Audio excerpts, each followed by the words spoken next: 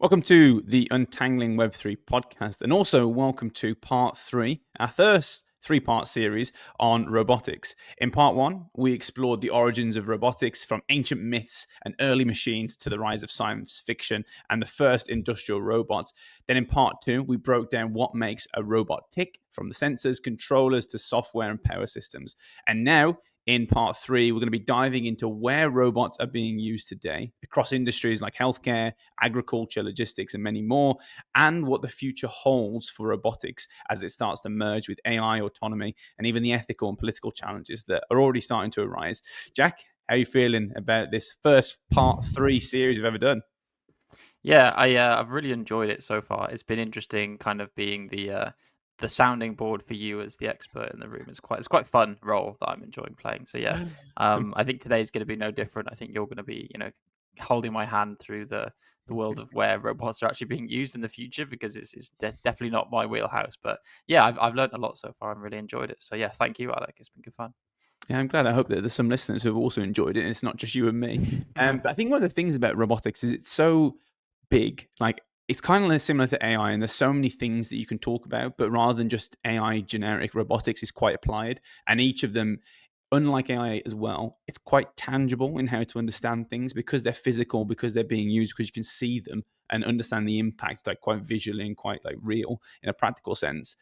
I think people, it makes it a bit more interesting to talk about and makes it a bit more interesting to understand. But yeah, rather than just talking about what we're going to talk about, let's actually talk about it. So yeah, like I said, we've talked a lot about kind of the fundamentals, but they aren't just something we build. They're tools that shape how we live, and they're being used across every sector. We're seeing them being used in every niche, and I think it's really important to maybe go through some of the key areas and sectors they're being used in right now, and really like kind of basically work out how they're being used, what they're being used for, and then maybe we can start to understand what they could be used for in the future.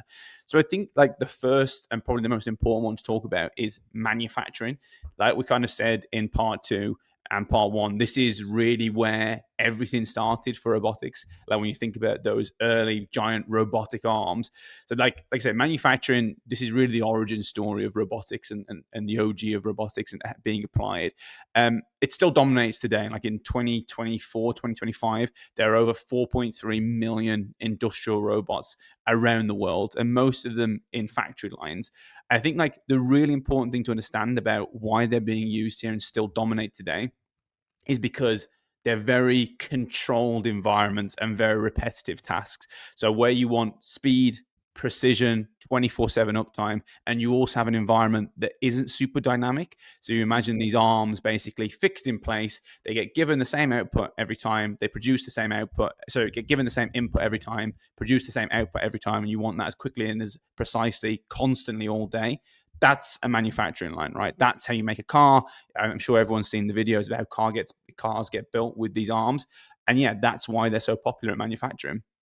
Yeah, it makes sense, right? Like when we spoke about the fundamentals of what robotics is and the various kind of trade-offs versus a human being, right?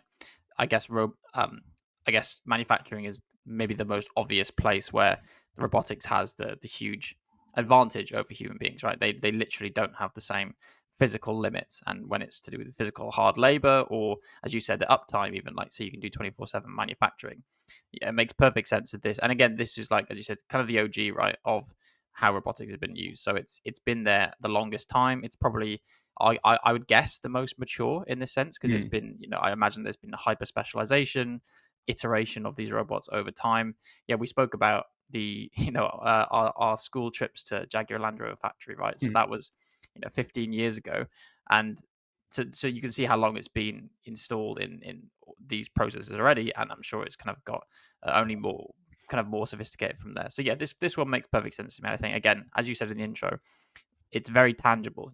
Everyone, I think, now growing up would associate manufacturing with robotics is not human processes anymore on the factory line. It's primarily robot driven, which makes sense. Exactly. I think like what they do isn't just like grip, move, that kind of stuff. Like you can imagine them, you put a welder on there, it can weld parts together, it can paint, they can obviously assemble as well, create packages on production lines. I think like some of the interesting trends we're starting to see that is more around the idea, the term is like cobots, so like collaborative robots. Mm. So rather than just have these very defined environments where it gets given something, it does something, it puts it out to the next robot, then working in collaboratively with humans in the loop as well. So like I can pass up a piece of, I don't know, a piece of metal or a piece of cardboard or something, it takes it off me. Again, like starting to understand that there is sometimes a need for a dynamic nature. So you can imagine them working in more flexible environments. That's one aspect. Another aspect is basically like, I think maybe 10, 20 years ago, they were only used in the really big, heavy spec environments like the Jaguar Land Rover you said there. But more and more as they get more affordable and they start to become more intelligent, you can put them in, say, smaller, more customizable environments as well, like smaller manufacturing plants where maybe they do have this degree of understanding what a task is dynamically and being able to act in a dynamic environment. And then, yeah, the other thing is like they're starting to auto check. So whereas previously it would be, they produce 1 million parts, a human comes in the loop and will check that millionth part to see if it's okay, and then basically yes, no. Now we're starting to see that the robots are, with AI enhanced vision systems and whatnot, are starting to be able to self-check and self-correct and be like, oh, I made a mistake on this, or Robot 3 made a mistake on this. What went wrong there? And they're starting to self-learn and self-update, which is, it's quite cool to be fair. Yeah, cool. A little bit scary. Like that's there's a lot to unpack there. I think, yeah, the point you make about um the advancements being in, not being quite as specific task wise as they used to be, and being a bit more general, being able to do the QA itself as well. So like quality assurance, where I guess that would be a classic place where you would have a human in the loop. Now with the advancement of sensor systems, you have, again, back to our previous episode, you have more inputs that you can, give to these robots, that they can, produce more complex outputs like the self QA checks. Yeah, that's really interesting. I think I hadn't kind of thought of that. I actually was also, as you were speaking, thinking about, what people's perception of manufacturing would be. And I think there was that show on one of the, maybe the Discovery Channel, about how it's made. I think it was called, when you'd see Mm, all the robots working together. And I think now I'm just imagining, if you made that in 2025, you probably see them, doing these things much more efficiently in kind of yeah. a much more modern way. But still, at the core of it, it's essentially robot controlled systems, right? Exactly. I think like the big thing there is it makes sense to do that kind of thing. If you say a Jaguar Land Rover says, I'm going to build 400 million of the same car, and it'll take me a long time to set all these robots up, but once they're set up, they go. But more and more we're seeing it making them being more flexible, more configurable, easier to deploy, and then they can work on smaller and more custom scales. So the next one is not too big a leap from like manufacturing. It's the idea of like logistics and warehouses. This is kind of like the new epicenter of robotic growth. Like, we've basically over the last 20 years seen an absolute e-commerce boom. Like, and with e-commerce boom comes like the idea of like just-in-time arrival, the need for giant warehouses that store, lots of Amazon products so they can get to users all around suburbia.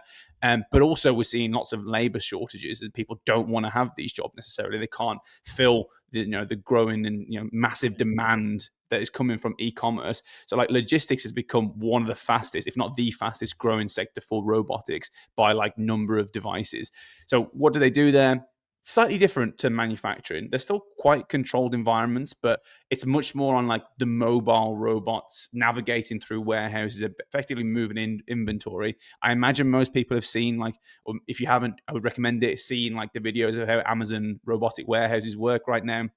Kind of have like these giant Roombas that will just pick up cardboard boxes and move them from place to place and put them in the delivery zone so that it can be sent directly on a truck. And they have like, automated pickers that grab goods and shelves with suction cups. There's loads of actually like really Yeah. nice little neat tricks that we don't really think of in terms of robotics, like soft grippers and vision guided arms and all this kind of stuff, as well as like the typical, smart forklifts and all this. But yeah, there's like, I think Amazon use right now over 750,000 robots across their logistics network. So it is huge. Yeah, I think Amazon's a great example here, because that's one where I think, with the rise of, next day delivery, one click purchasing, and the speed that people expect now, and the efficiency of supply chains for consumer purchases, I think there's been a lot of controversy and upheaval around the use of human labor in these kind of markets, and the production and logistics for these things. So it's kind of an obvious place where you think, well, that would be a great to resolve that issue by replacing a lot of the more kind of dodgy labor there with robotics, right? And obviously, you can argue the human cost and the jobs replacement. What happens there, like we did previously, but it makes sense purely from like a safety and efficiency perspective. And also, when we're talking about logistics, I guess does this also stretch all the way to kind of the end of the delivery chain as well, right? Because I remember reading about Amazon thinking about like delivery via drones. I think this Yeah. maybe been trialed and piloted in some places, which is again a use of robotics to replace another part of the supply chain. So like lots of supply chains now, you see them being kind of vertically integrated, right? Like Mm. Tesla are doing this, Amazon are doing this, trying to take control of the entire supply chain they need, and that would maybe include the use of robotics in integrating in each of these parts, including delivery, which is again slightly scary, but also drone delivery kind of it makes a lot of sense, right? For Yeah. especially kind of it's the use of an airspace, right, where you currently don't have, it's an underused resource essentially, right? So I can see how that would take off in the future, but I Yeah. don't know what the current state of that kind of stuff It is. got legalized in the UK, not in cities, but I think in like some super suburban areas where it makes the most amount of sense. Where like Not near airports.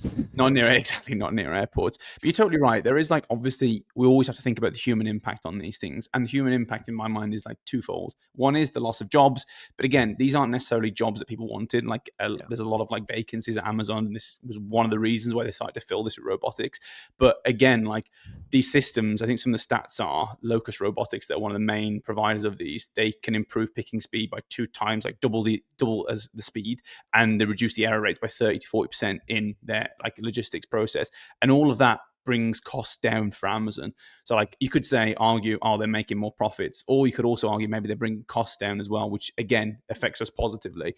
But yeah, the warehouse automation market is predicted to hit 40 billion by 2030. This is big money going into this. It's not going away. And all the reasons we just stated, speed, accuracy, adaptability, like 24/7 uptime, precise tracking, again, like hive learning. One person makes a mistake, they all learn from it, but also being completely in sync with every single worker around you. If you've got 750,000 humans running around a warehouse, they're going to bump into each other. It's going to be absolute carnage. 750,000 robots, if they're all completely in sync, they know exactly where they are, they know exactly where every other robot is, and they know exactly what path each of those robots are taking. You can really start to sync up and move much faster and reduce collisions and all this kind of stuff. So yeah, there's a lot of optimization going in these spaces, and I think it makes a lot of sense.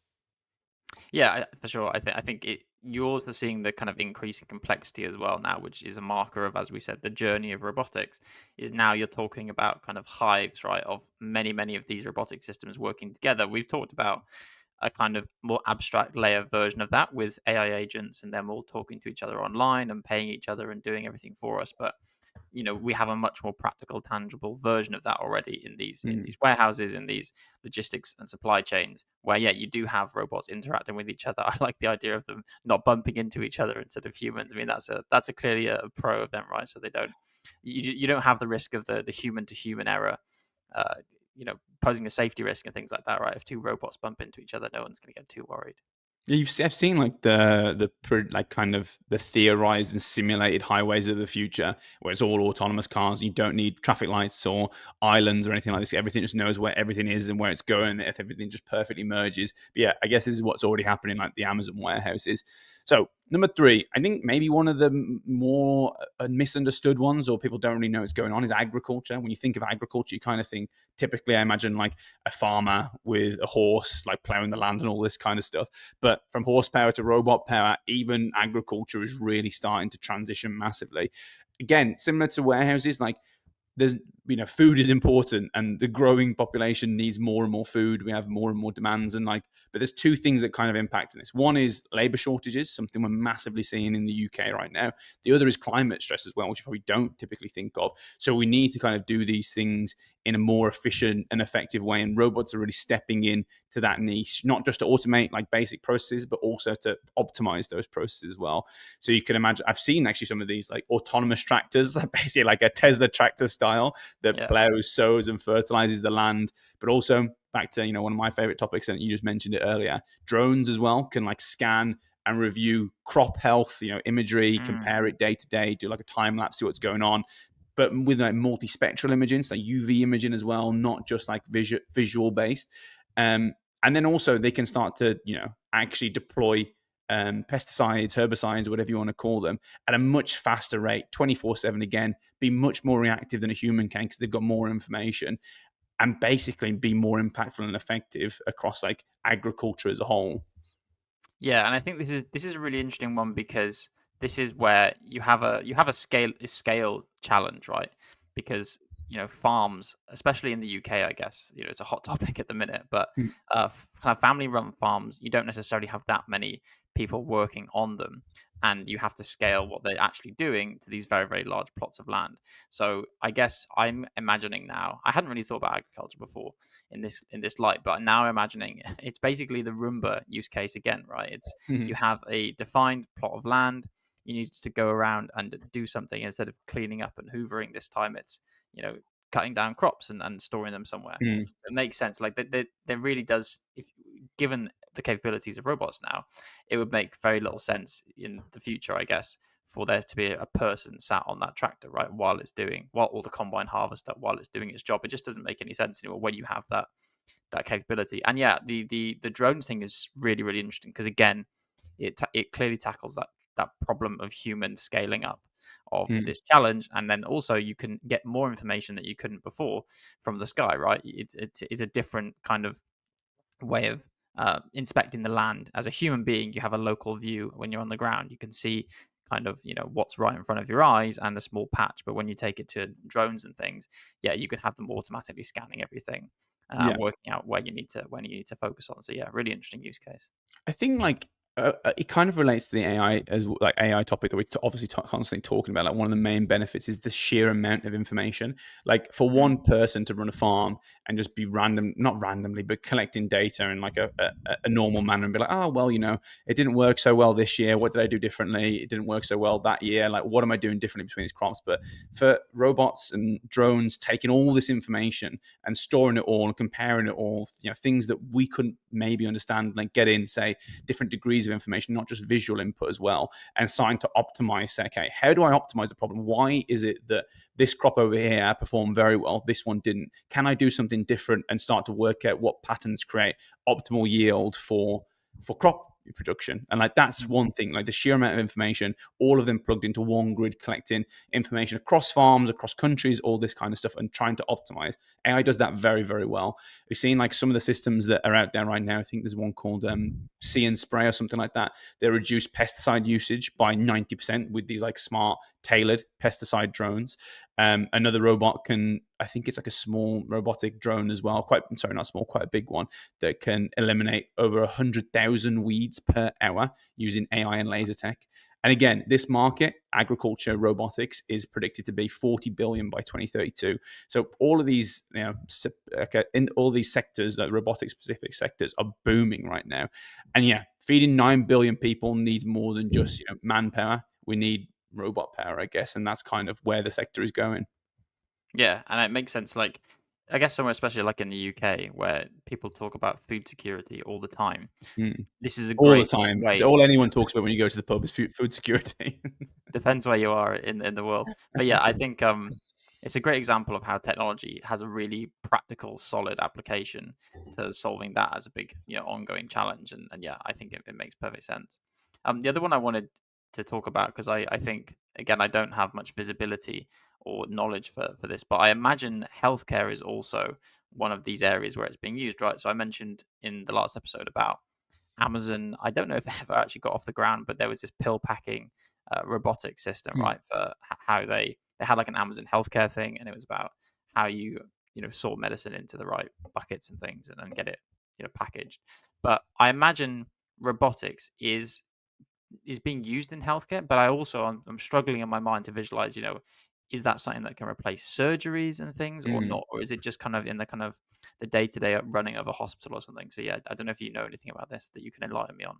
Yeah, I think so. Right now, it's quite supplementary. I think like all the use cases we've talked about so far are very much hidden from public view, as in like Amazon are not showing the robots, on the front page. They're hidden and optimizing in the back. Whereas I guess surgical robots are like, it's much more in your face. And if most patients, if you ask them, do you want a robot to perform the surgery or this consultant over here, they're going to choose the consultant. So I think when we went through the overview of like the history of robotics, we talked about Da Vinci, like one of these surgical robots, and the idea there was basically just to reduce instability. So like I guess like one of the things you can think about is when a human is holding something, it takes strain and effort to hold something in place. Whereas for a robot, it's basically doesn't exist. Like it can hold that position perfectly well. So imagine if you're operating on someone, you're in there with a scalpel, like in their heart or something like that. Like if you're flinching or vibrating, or you need to hold that position while you insert a tube or something like that, that's a lot of effort for a surgeon. But for a robot, not so much. So I think right now a lot of these, like Da Vinci is probably the biggest company. They sell these like £1 million surgical robots. But they're all supplementary. They don't do anything autonomously necessarily. It's mostly just imagine me. A lot of them have like glove kind of style manipulation, or your fingers are on like little dials in there. It's kind of like a game in a lot of ways. And you have the visual cues and everything, and you're just using that to manipulate inside the person, but it's still guided by the surgeon, but it just gives you like levels of precision. Imagine like I can control the movement of my finger by millimeters. If I scale that up to like a massive degree where I can control, 1 millimeter of my finger equals one millionth of a millimeter on the robot, it gives me so much more precision to actually do things. Today's episode is sponsored by the VChain Foundation. Now, we often talk about how emerging technologies like blockchain have the potential to revolutionize sustainability, and VChain is at the forefront of this green movement with initiatives like VBetterDAO. Let's take a closer look. Imagine tracking small actions like recycling at low cost, making them valuable assets. These verified records build a massive collective impact, benefiting people through their own actions. Sound a bit complex, but VChain made it fun. Explore our apps at vbetter.com. VChain's goal is to power a new era of sustainable solutions. So if you've got an app idea or just want to earn rewards for small, sustainable actions every day, go check out vbetterdao.com to find out more. And now, back to the show. Yeah, so this is really interesting actually, because I don't think we've maybe touched enough on this kind of class category of robot in or robotics in the previous episodes. But this is almost like the exoskeleton model for robotics, right? Where it's instead of trying to replace and anthropomorphize machines in a way that completely replaces a human's actions.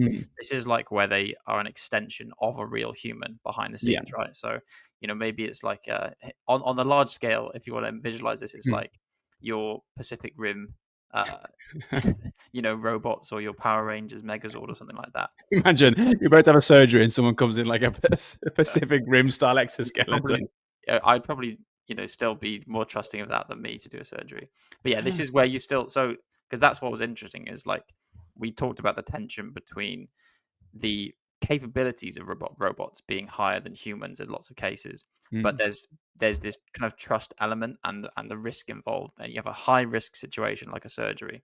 People don't necessarily trust a robot to autonomously do that. So you're removing the autonomy part, and you're saying, no, we're going to try and mimic the physical improvements you get from robotics, but still have that human not in the loop but literally driving. So replacing the brain part, I guess, that we were talking about before. Yeah, exactly. So that's one of the big things is exoskeletons is a good example of this stuff. Like I'd say Da Vinci kind of is a version of that with like this surgical control. I think they've done like over 12 million surgeries globally right now as well, which is like, so this stuff is booming. They've been around for like 20 years.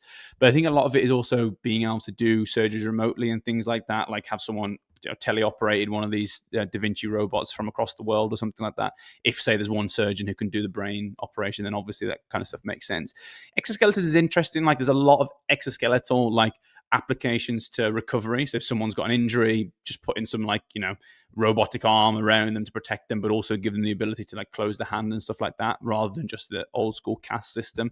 Like we're also seeing a lot of like mental wellness and support, like companionship robots. Maybe you've seen like videos on Instagram and TikTok of like cute plushy toys that have a degree of like response and can like actually communicate with elderly people. Like all this stuff is super important. Like in the UK, our NHS is like the healthcare system, is like really under strain, mostly because, as in a lot of the Western world and world at large, we have an elderly population, a growing kind of old population, and it's hard to keep up with the demands required of the strain on, like, say, social system. But robotics offers a really good means to maybe automate some of the processes, reduce the cost of some of the processes, and like can provide companionship and support for old people. So I think this stuff is really important, and like there's so many different applications that you can kind of like imagine with this stuff. Yeah, I think it's really important that you highlight, the healthcare is not just surgery and medicine. It is the kind of psychological side as well, which is where, again, I think people are starting to claim that LLMs will be a huge, have a huge role to play in that domain as well, right? So being able to simulate companionship, to be able to offer, we had that whole episode talking about therapy. I don't necessarily know if it's going to replace or help, but it offers insight. I mean, I know I've Googled, sorry, I know I've used ChatGPT for symptoms and things now already, right? So that's a kind of just how the wetware of robotics can help. And then when you overlay that with with the mechanical side, it's very interesting. I hate that wetware term so much.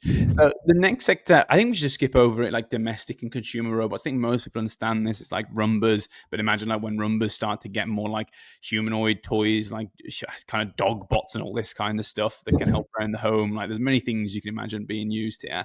One thing that I think people don't tend to think of is construction. I think of all the sectors we've mentioned, like construction is typically associated with being the most archaic. Like construction hasn't changed too much, in my opinion, over the last 2,000 years. It's still brick and mortar in many ways. Surely, I mean, we have in some ways like automated the construction of bricks that are then used, but on-site construction hasn't changed that much. And I think this is like ripe for disruption.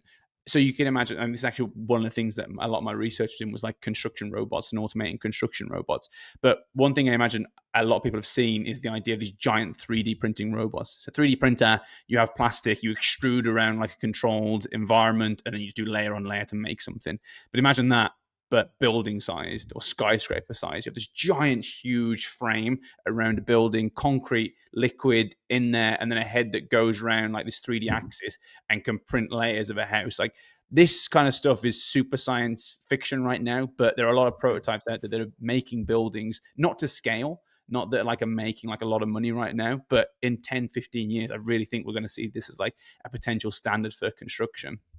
Yeah, I had absolutely no idea that robotics was being used in construction, but again, like everything else, it makes perfect sense. I mean, I know that in some of the bigger, more futuristic projects, like maybe the NEOM, the Line project, there's a lot of talk about using robotics there. I'm not sure how much that will come to fruition, but yeah, even when you mentioned your work on these, what is it? They're like for fixing potholes, right? And like 3D printing kind of material into potholes.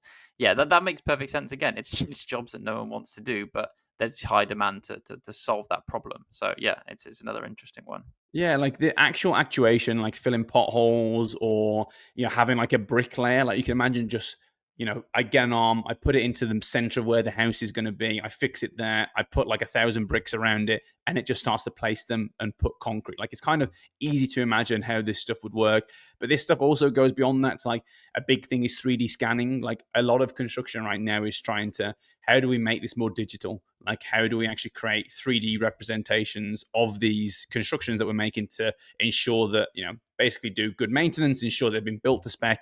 So you can have like inspection drones that come in and 3D scan buildings, work out where parts are, so they can start to automate some of the processes for maintenance.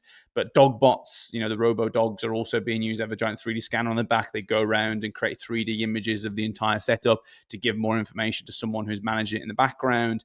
But yeah, I think another big thing is prefab. So like I said that a lot of construction hasn't changed. One thing that has changed is the idea of prefabrication, rather than taking bricks and just putting it on site, building an entire wall in like a manufacturing setting, which we know is super efficient, we know is incredibly quick and precise, taking that on site and then just assembling 4 or 5 different large bits to make the house, and basically making that on-site component much faster by pushing it to the off-site component.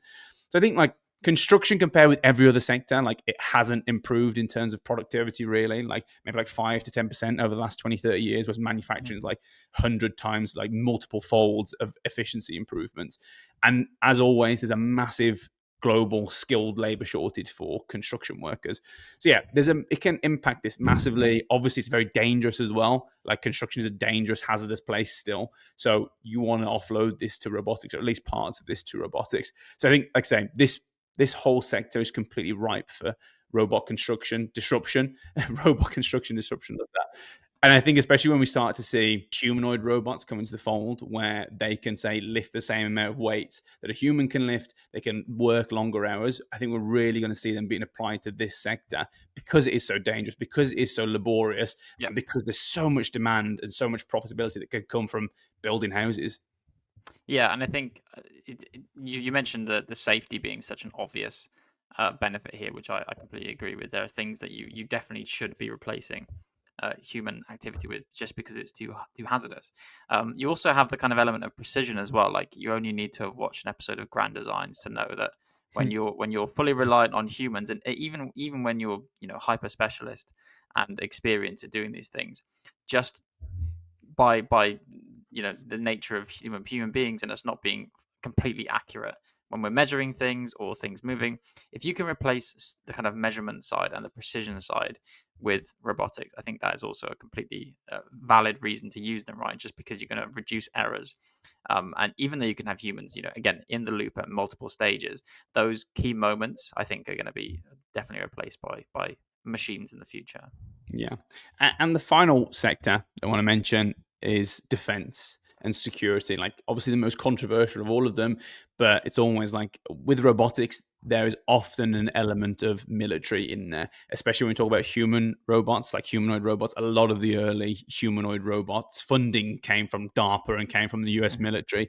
And like, yeah, you could take like the ethical approach of bomb disposal, autonomous medical robots, all this kind of stuff. But really, a lot of these things, when we see Spot and we see humanoid robots, it's how do I put a gun on there and put them into the battlefield because I don't want to lose a soldier. This stuff is controversial. I don't want to spend too much time talking about it because it's not like there's specific elements that we haven't discussed earlier. It's basically how do I put a weapon on these things. Drones, obviously, one of the big ones is like how much funding is going into drones, both for surveillance, but also we've seen in like the Russia-Ukraine war how much drones has played a part in that because they're quite cheap to deploy, because they're quite impactful, because they're not risking the kind of whoever deployed them's life in the act. But yeah, maybe there's not much more to say on that one. Yeah, I think this is probably again the only thing I would mention is that this is where people are most keenly aware of the use of robots. I think whether that's from in the real world, what's happening now, in I guess modern warfare, but also from this is where the science fiction elements that we spoke about in the first episode come back, right? Like this is the original application of robots to most people is them taking over the world and being weaponized in some way, right? So Terminator. yeah, Put a gun in the hand yeah. of a humanoid robot and you get Terminator. Exactly. So I think this is the one where again also like this is probably where I have the least practical knowledge, but the most theoretical and sci-fi knowledge, and I think most people will be the same. So yeah, I think we don't need to spend too much time on this. But defense drives innovation. So that's like most of the sectors that I want to talk about in terms of like where robots are being used today. So now I think we've kind of got a good understanding of what robots are, where they're being used. We can talk about some of the predictions and like growing trends that are quite interesting. The first one is something we have touched on quite a few times, is the idea of humanoid robots. I think it's really important to understand that so much of the world is set up for humans. Like we've adapted our environments, urban society, buildings, cars, absolutely every aspect of our life is designed for a bipedal human with opposable thumbs, right? And when we've built robots so far to basically be simple designs, simple actuation, simple ability to understand their environment. But more and more, if we want them to fit into a general purpose robot that can do almost anything that we'd find useful, they need to mimic humans. They need to be able to open doors like humans. They need to be able to drive cars like humans. It's unlikely we're going to adapt our society for robotics. It's more likely we'll adapt robotics for our society. So this is going to be one of the biggest, I think, trends and growth sectors we're going to see over the next 20 years. Yeah, and this is, I think, where lots of people are anticipating, things to get weird. Basically, is I think, when people start talking about humanoid robots, I think people start talking about or thinking about, laying skin on top of these machines, Laying right? skin. What a Yeah, sentence that is. you know what I mean. Like, so Skin suits, part yeah, because human skin suits. yeah, not made of, to be clarified, not real skin, hopefully. But yeah, this is where you're talking about trying to again go down a full anthropomorphization route, and you're making them overcome the uncanny valley of, okay, this is a robot. I mean, this has been around for quite a while, right? You've had these Mm, proof of concept robots where they put this rubberized face on them, and they now, I guess, now 3D printing very realistic kind of humanoid features on top of the mechanical side of the robot, mm, um, and then starting to integrate them in basic tasks. I know we spoke about the I think this has been very much proof of concept stuff for a long time. Tesla had their event where they were trying to mm. show off their humanoid robotics capabilities, not with the rubberized skin suits, but yeah, I don't know what to think about this one. I think when we're talking about robots, I can see the benefits of like lots of the industries we just mentioned without going down the trying to simulate humanity route. Mm. And now with the rise of LLMs and everything, now that you can simulate conversational things and voices so easily, I think we people are going to start pushing harder for this humanoid robot thing, right? But I don't know if I'm generally up for the world where that's happening. But I don't know. How do you feel Yeah. about it? I think like when we start to think like it's mimicking humans like personality, intelligence, like looks, I think that's where it gets like controversial. And I Mm, understand like the reluctance to go down that route. And I think a lot of the people that are working on that, it's mostly to get a reaction, right, to kind of stimulate a response. I think like when I think of like humaniform robots, I mostly think of like something that has the exoskeleton of a human or has like the outline of a human. It has fingers, thumbs, it has bipedal, just in terms of interacting with the environment. So it can open doors, drive cars, do surgeries, all this kind of stuff. I think when we go down the route of like, how do we mimic humanity and say, start to replace humans relationship wise, conversationally, all this kind of stuff, that's when I find it a bit unnerving. Like, what does that mean for society? yeah, I think purely in terms of like the physical aspects of creating a human robot that can do human physical tasks, I think there is so much application there. Like, we're seeing a population decline, cliff dive in so many countries, like in terms of like say Japan, Korea. It's happening like in a lot of the Western world, and a lot of people are saying, okay, what do we do about this? Like, we need young labor to say fill agriculture, manufacturing, to keep up productivity, all this kind of stuff. It's not feasible to necessarily keep producing people. Can humanoid robots start to fill this void?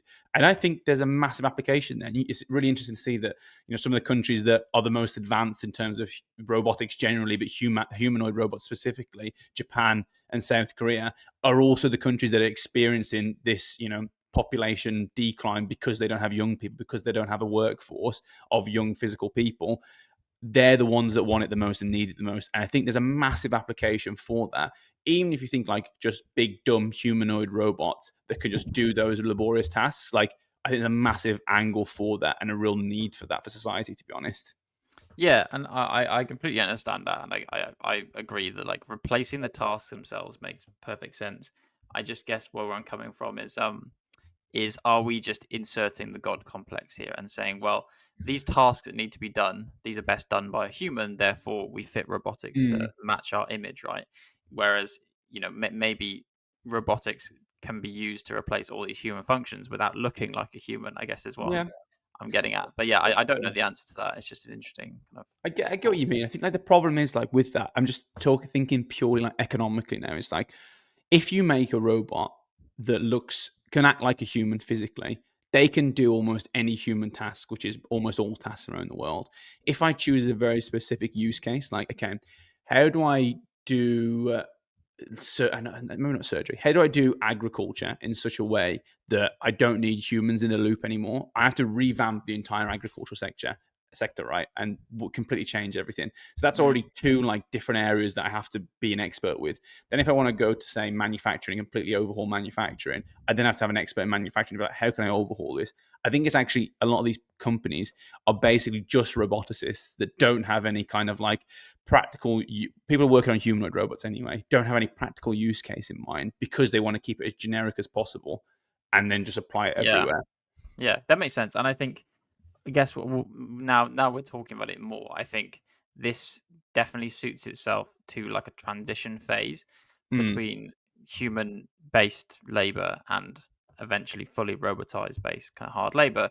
Is that you want it to be uh, anthropomorphic because you want them to be working alongside humans during Mm, this transition, right? You want to not change the way the system works, just who's working in the system until, exactly.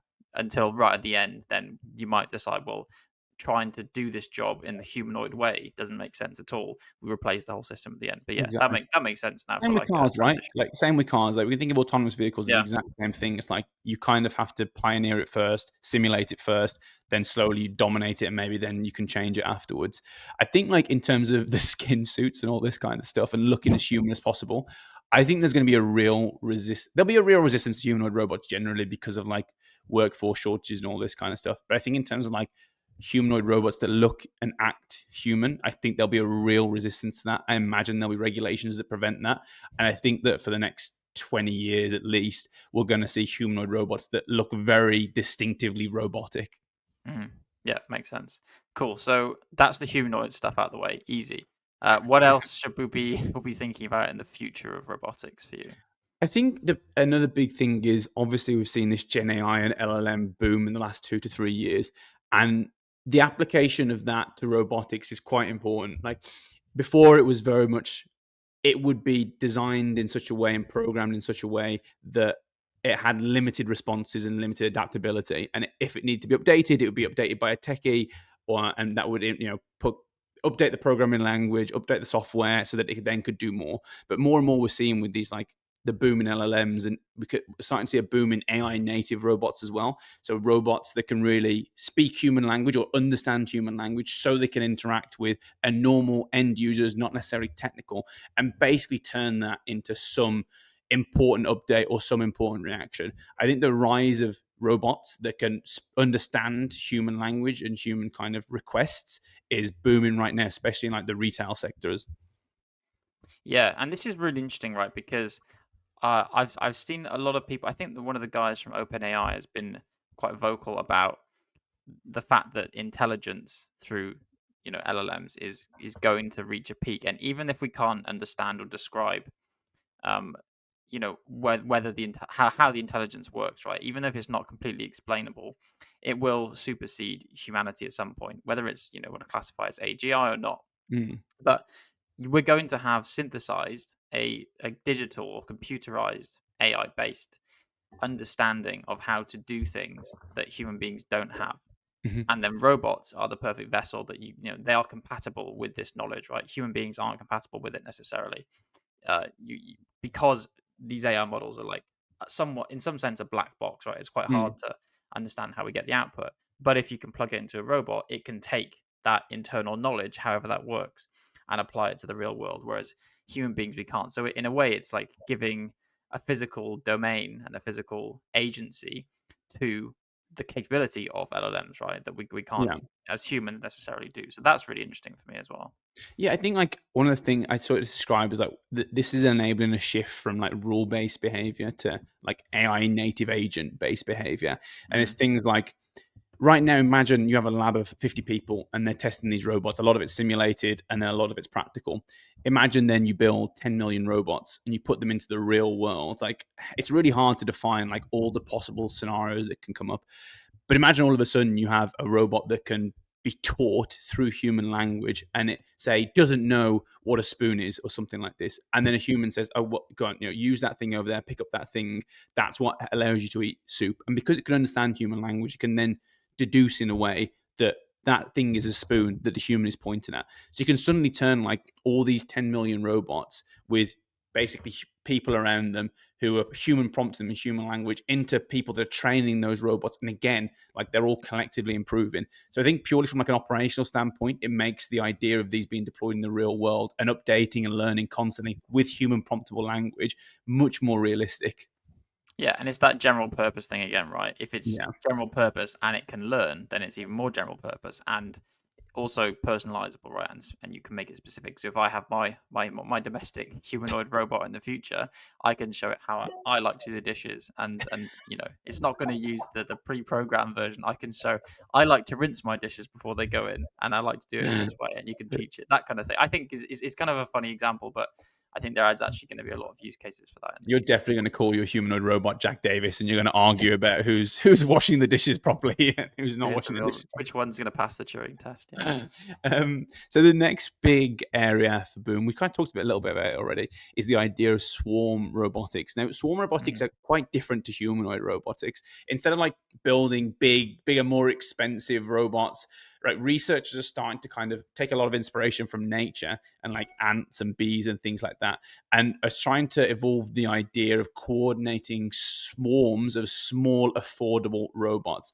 Like I say, you can take this example from bees, ants, flocking birds, and the point here is they're quite cheap and easy to build, and individually they don't have much intelligence, but collectively, as you know, a swarm of many individuals, they can perform like quite intelligent simulating tasks, like the idea of exploration on a great scale, or the idea of like moving objects through things on a great scale. I think like a real simple explanation of this is like, because there's so many of them, and because they're each testing things out individually, like over, say, 1 million robots testing one thing simply, is the idea of a brain computing 1 million potential simulations at any one time. So they're quite cheap to build. There's lots of them, but they can produce great outputs because of that. Yeah, that's really actually I hadn't thought about it. I was just thinking when you said swarm robotics, I was thinking this is the Black Mirror episode Yeah. from the first series, right? This is scary. But yeah, it definitely makes sense from that iteration perspective. You're right, and in terms of being able to like parallelize how to solve a problem across many smaller different things. Yeah, I think it also makes sense from like the scalability point of view as well. Like there are some problems that are just so big and so difficult to solve, like removing plastic from the ocean, for example. I can imagine that being one of those cases where we're going to have to build 1 billion robots to go and do this, because there's no way that a few volunteers, as noble as that is, are going to manage to do it. So yeah, I think that's a really interesting one, because I don't think this is also something that or most people will have much contact with, this idea of swarm robotics beyond the disaster scenario in something like Black Mirror. But yeah, I think there are going to be big applications for it too.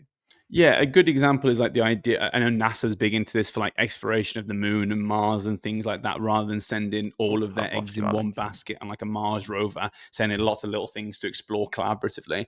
A good example as well is like detecting oil spills and things like that, rather than having like one drone that needs to understand the entire environment and have many sensors feeding into that.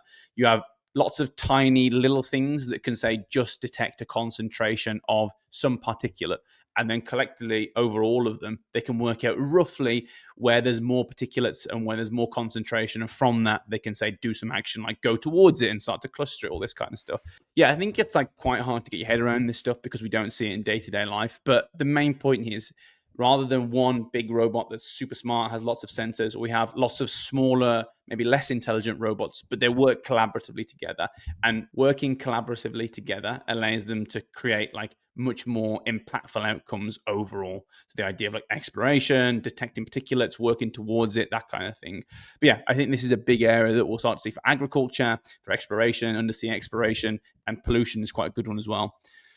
So the next one, something that maybe a lot of people haven't really experienced much, we kind of mentioned it around exoskeletons and like medical stuff, is around the idea of soft robotics. This is something my friend actually worked on previously, so I know somewhat, a little bit about this stuff. But when we think of robots, we typically think like big metal actuators, like scary, aggressive, all this kind of stuff.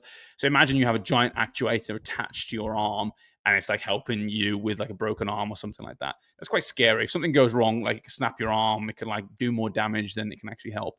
So the idea of like soft robotics is, unlike traditional robots, they're kind of more like flexible machines that bend, stretch, and often mimic like biological muscle and tissue. So it's a lot of like actuation through expansive silicons or inflatables and things like that. You have soft grippers that are used for processing foods, and they bend around the food rather than like apply lots of pressure to get the food, which is obviously good for things like grabbing an egg or something like this. Yeah, I hadn't really heard of this as a term, soft robotics, but it makes sense. And when we were talking in the previous episode about the different elements of robots and taking inspiration from human beings or biology itself, right? This is, I guess, where the biological inspired material science is basically the big thing, right? It's how do you mimic some of the properties and the benefits you get in the material science part of the biological world, Mm. but then apply the other principles of robotics on top of that, right? So like having automation within that, because I like that idea of like, it's kind of a, yeah, it's softer, right? It's less harsh, it's a Yeah. less risky, it should be safer in many, because I guess I think I've seen this kind of thing in like replacement limbs, I guess, as well, because you want Mm. them to be, a little bit um, more pliable and amenable to being used with a human. You don't want to have this big bulky metal arm, basically, right? You want to have something that feels a little bit more like it's real. So yeah, I like that. Yeah, it's also like about efficiency as well. Like we're seeing, like muscle is human muscle, or I guess biological organic muscle is very efficient in terms of the strength per weight and very efficient in terms of the energy expenditure. And right now, actuators just don't cut it. Like they're not on the Mm. same level. So I think we're seeing a massive push to kind of replicate human muscle for just efficiency, for humanoid robots especially, but for efficiency more generally. And yeah, this is a big area for development and something that's fairly novel. Again, it's not something that most people think of when they think robotics, but like you say, it's ideal for working with humans. Not just near them because it's safer, more adaptable, and enables much more complex manipulation than an actuator that's typically like one dimensional, one degree of freedom. So, I mean, the main thing after that is going to be how all this stuff interacts with society. And we've kind of talked about it already, but there is inevitably going to be a lot of pushback in terms of like regulation, ethically, because there's going to be so much human impact. I think of all the sectors we've seen, of all the things or topics we've talked about so far, the idea of like intelligent humanoid robots is going to be the most disruptive to society of anything that has ever been created. I really genuinely do believe that. And with that, there is going to be a pushback. Like we've talked about the multifaceted benefits that are going to come from that, like the idea of replacing labor shortages, bringing costs down, making more effective and efficient systems and sectors. But people will often think about this in maybe, and it makes sense, more reactionary and short-sighted fashion, because at the end of the day, this could be replacing them, and that is quite scary when there's no, say, potential opportunity that comes about because of it. Yeah, I think this is going to be, you're right. This is going to be the biggest transformation probably in this history of humanity so far. And we've seen how much just AI, as in, I guess, the robotized version of human communications, has upended the world and has caused a real problem with the legislators. Like, how do you legislate for this, right? And replacing humans in just this kind of very soft domain. If you then take that to the real world, the physical world, replacing human labor, Mm. as we covered at length, there's so many different things to consider here, not least from the whole human impact, the jobs, what's the economy going to look like? Will it still work? Will capitalism still work? Will we need universal basic income? Right, all these things are going to come into play. And then you also have the other side of, I guess, that's the kind of the societal level legislation. Like, how does society work fundamentally? You also have all the other regulations and laws you're going to need, and protections around Mm. what risks are you introducing by introducing every robot and every function it does. Like, self-driving cars is one example. Those humanoid robots that are going to start working with us out in the fields, picking fruit and crops, like that's going to be interesting as well. Like, what we said before, if a robot bumps into a robot, that's not a problem. But what about this transition phase? If we have a robot and a human in the field, like, how do we legislate for that as well? And again, I'd point you to all the sci-fi literature and films for explorations of all this stuff. But yeah, I think I'm putting it this way, I'm glad I'm not a regulator or a legislator right now.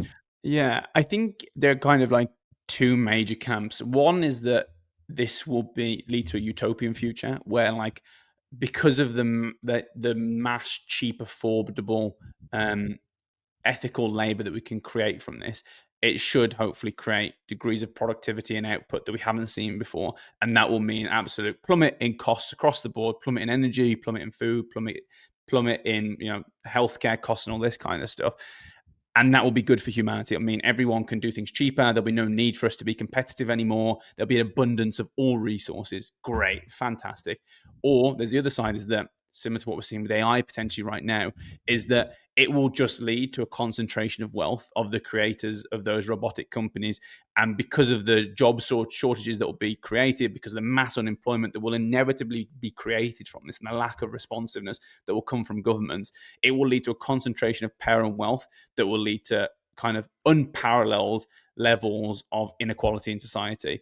And I can see both outcomes. And I think what we will actually see is maybe it playing out per region or per country, depending on how things are regulated and how it plays out. I understand. I think there'll be two camps. There will be the humanity camp that will really resist these changes, these humanoid robotics changes, and there will be like the kind of the futurist camp that needs the productivity, needs the output, cares about maybe the profitability that comes from that. And I think that will be the thing that really defines humanity going forward: is how pro robotics and AI are you, and how human focused and AI are you against. And yeah, it's quite scary. I think the other thing we're really going to see is that as humans, we love to humanify things and personify things and try and connect to things. I think it's right now. We're already seeing people connect to AI bots, LLMs through a computer screen. Like, it's bonkers that that's happening, but we have this like inbuilt desire to connect to things, so it's kind of inevitable that happens. As we see those things working, like LLMs working on humanoid robots, there's going to be a whole like massive rise in robotic rights. Are they human? Are they conscious? And then again, I don't know where I stand on this. Like, when they are mimicking intelligence to such an extent that we can't tell the difference anymore, like, are they conscious? Are they intelligent? But I think that is going to be one of the big angles we see, is as we start to use these humanoid robots for basically 24/7 laborious tasks, like what we typically maybe consider like slavery if a human was in those positions. Will people start to feel for them, and will there be like a reaction from these super robot AI loving fat sects of society who want to kind of consider them human as well? And I think that that's kind of inevitable as well. Well, yeah, and the only remaining question on all that is who's controlling them as well, right? Like, is it and which camp do they belong in? That'll probably be the king making factor, right? Is whichever company is owning the biggest one, whichever one's the Skynet of the future, right? Whether it's Jeff Bezos or someone else. I think that's going to be, their opinion on this is going to put them arguably as the most powerful person in the world at some point. But yeah, 100%. And you'll see that. I think there'll be a sovereign state kind of level control as well, where it's like no sovereign state is going to enable 20 million robots controlled by another sovereign state to be running like all of their manufacturing, agriculture, and surgeries, right? So there also will be a control aspect, as we're kind of seeing right now with AI and LLMs. So, state-controlled swarm humanoid robots. I can't see that going wrong at all.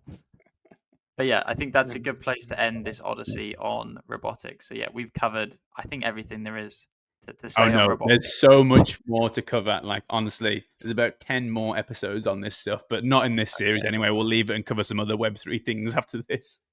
Yeah, you can reach out to Alec if you want to do. I think 3 hours is my limit, but yeah, I really enjoyed this, and yeah, thanks for another day in school with you, Alec. It's been good fun.